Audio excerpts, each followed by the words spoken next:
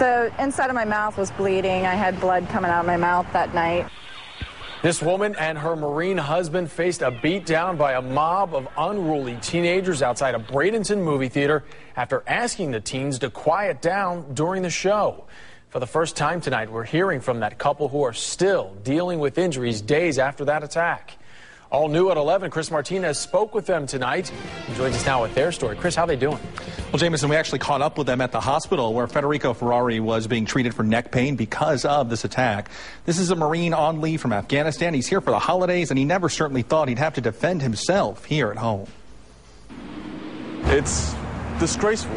How else can anyone describe a date night that started with a movie and ended in a brawl? I've never been hit like that, especially by a man. You can still see some of the bruising that punch left behind on Kaylin Ferrari's face, a violent response to a simple request from her husband, asking 2 rows of teens at this movie theater to stop talking during the show. He said, have some respect, be quiet, and they cussed at him. That reaction was just the tip of it. After a movie manager threw the teens out, they waited for the couple to leave. And when they did, Federico and Kaylin were surrounded by a group of teens ready for a fight and turning on Federico first. They were basically jumping him. Those punches and kicks lasted long enough to get Federico on the ground, and when he got up, most of his attackers were running away, except for the one coming towards his wife. He looked at my husband, said he was going to hit me, and before I knew it, I was on the ground. Kaylin was knocked out with that punch, and it wasn't the only one thrown. Manatee deputies say the fists kept flying at them when they arrived to break up the brawl.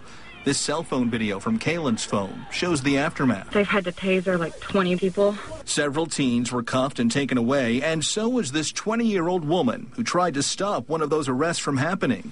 For this Marine home for a break from combat, the whole ordeal is just disgusting. Going back to the States and fighting for this country and just seeing the criminal activity, especially to a woman, you know, it's like, what the hell am I fighting for? Can you believe all that? Can I give you an idea of just how intense this all got? Kaylin tells us the reason many of those teens backed off is because a witness at that theater, a good Samaritan of sorts, he had a gun in his car, and he flashed that gun to that group to get them to leave this couple alone.